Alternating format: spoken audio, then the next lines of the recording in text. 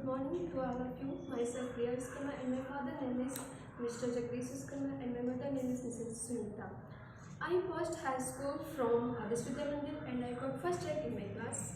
I passed 12th from Siddharth College. So मेरा background तो science side math से रहा है, बट कुछ प्रॉब्लम की वजह से मैं आगे नहीं जा सकी, तो मैंने बीकॉम चूज़ किया है। तो मैं अपने प्रोफेसर विशाल सर के बारे में कुछ बताना चाहूँगी। He is a very impressive teacher. वो बहुत ही अच्छे हैं क्योंकि वो टीचर्स एंड बच्चों के बीच जो गैप होता है उसके बारे में बताया है, और वो हमारे सबसे ज़्यादा अच्छे टीचर हैं। उन्होंने हम लोगों को एक भाई बहन की तरह पढ़ाया है। उन्होंने मुझे कुछ असाइनमेंट दिए थे। दोनों के 2 पेपर हैं, पहला फाइनेंशियल अकाउंटिंग एंड सेकेंड है माइक्रो इकोनॉमिक्स। तो सबसे पहले मैं फाइनेंशियल अकाउंटिंग के बारे में बात करूँगी। तो उसमें हमें मेरे को 5 क्वेश्चंस दिए गए। तो उसमें से पहला क्वेश्चन है what is accounting. What is accounting? लेखांकन क्या है? लेखांकन 2 शब्दों से मिलकर बना है, पहला लेख एंड दूसरा है अंकन। लेख का मतलब लिखने से और अंकन का मतलब अंकों से होता है। तो समझ तो में यह कह सकते हैं कि व्यापार में वित्तीय लेन देनों को क्रमबद्ध रूप से लेखाबद्ध करने, उनको वर्गीकृत करने, उनका सारांश तैयार करने से है, जिससे उनका विश्लेषण एवं निर्वचन हो सके। इसके डिफिनीशन की बात करें तो सबसे पहले American institute of financial accountant 1901 में इसकी परिभाषा दी गई है कि लेखांकन में लेन देन जो आंशिक रूप में या कम से कम वित्तीय प्रवृत्ति के होते हैं, उनको मौद्रिक रूप में लेखाबद्ध करने, व्याख्या द्वारा उनके परिणामों की व्याख्या करने की कला है। लेखांकन में बात आती है कि लेखांकन विज्ञान है या कला। तो सैद्धांतिक पक्ष कला और वैधानिक पक्ष विज्ञान है। अब हम आगे के बारे में बात करेंगे। तो नेक्स्ट क्वेश्चन है हमारा partnership. What is partnership? Partnership क्या होती है? जब पार्टनरशिप स्थापित की जाती है तो उससे रिलेटेड जितने भी नियम होते हैं या फिर उनके बीच में जितने भी सौदे होते हैं उनको एक पत्र पे लिख लिया जाता है, उसको कहते हैं पार्टनरशिप डीड।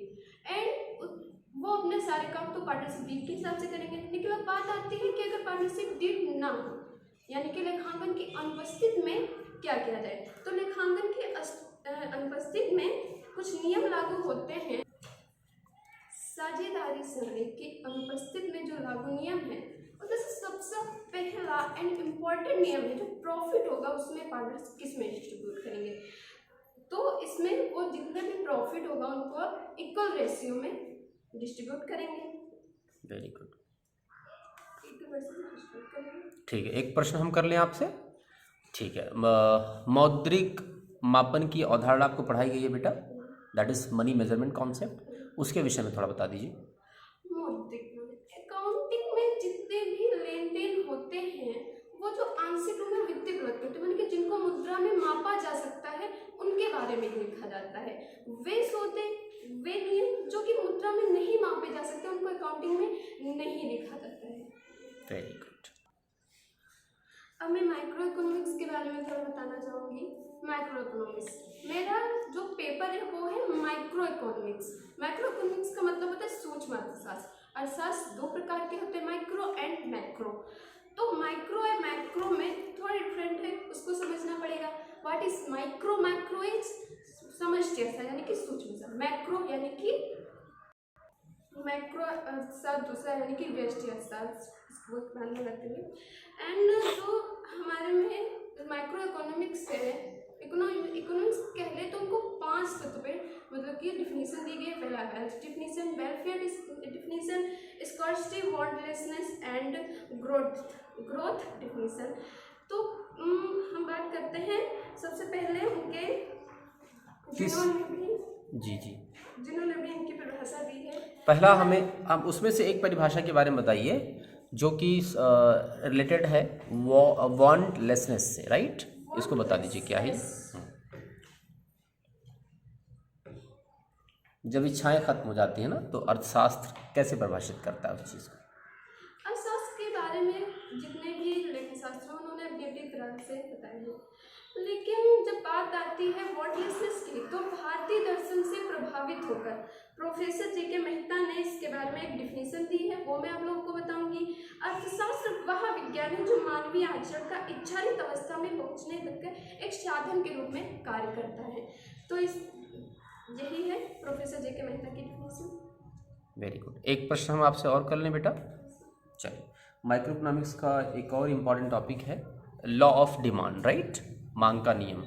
मांग के नियम को थोड़ा सा परिभाषित कर दीजिए।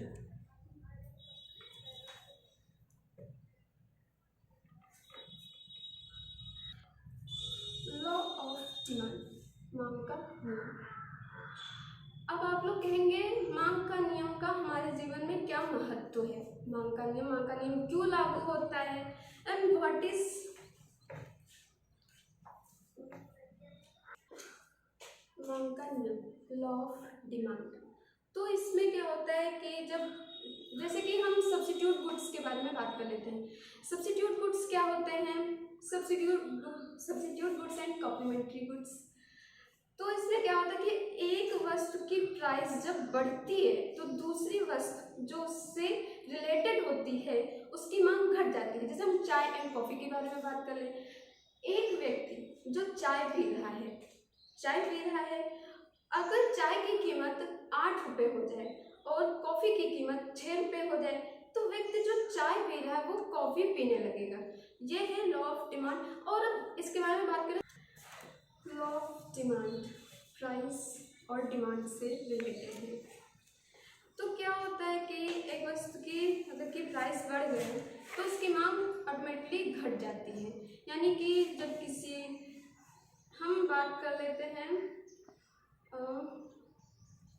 हम बॉटल के बारे में बात कर लेते हैं। जैसे कि कोई बॉटल है, अगर उसकी कीमत 1000 रुपीज़ हो जाए तो उसकी मांग घट जाएगी, और जब उसी बॉटल की कीमत 500 रुपये हो जाए तो उसकी मांग बढ़ जाएगी। अब लास्ट में मैं अपने असाइनमेंट के अनुभव के बारे में आपको बताऊंगी कि मेरा अनुभव कैसा रहा इस असाइनमेंट को बनाने में।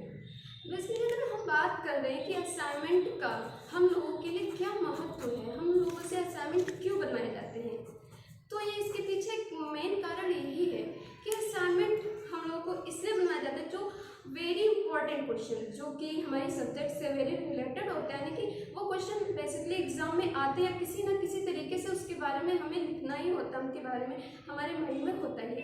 तो वो क्वेश्चन हम लोग को दिए जाते हैं और वो हम लिखते हैं। तो एक बात हम देखते हैं कि जो भी हम मतलब कि असाइनमेंट बना रहे हैं उसमें पूरी बुक्स इन्वॉल्व हो जाती है, इसका क्या मतलब कि पूरी किताब तो उसमें लिख नहीं देंगे, तो उसमें जो मेन पॉइंट होते हैं उसके बारे में हम लिखते हैं। और वो जो असाइनमेंट हम बनाते हैं तो उनके बारे में हमें काफ़ी ज़्यादा लर्न रहता है, हमें याद रहता है कि हाँ मैंने ये बनाया है, मुझे याद रहेगा। तो वो हमारे लिए काफ़ी ज़्यादा मदद करता है मेरे एग्जाम टाइम में। मुझे प्रेजेंटेशन दे करके बहुत अच्छा लगा। मैं ये कह सकती हूँ कि हम लोगों को क्लास टाइम में बोलने के बारे में सिखाया जाता है। काफ़ी ज़्यादा बच्चे होते हैं जब किसी आगे लेवल पे जाते हैं तो काफ़ी ज़्यादा जो भी हमारे प्रोफेसर्स होते हैं उनके सामने बैठकर थोड़ा हिचकिचाते हैं कि हम क्या बोलें। तो हमने यही सीखा कि हमें डरना नहीं है और अपनी बात को बहुत ही अच्छा और सरल तरीके से उनके सामने रखना है। तो एक बारी क्लैप कर दीजिए इनके लिए सब लोग। Thank you Priya, all the best.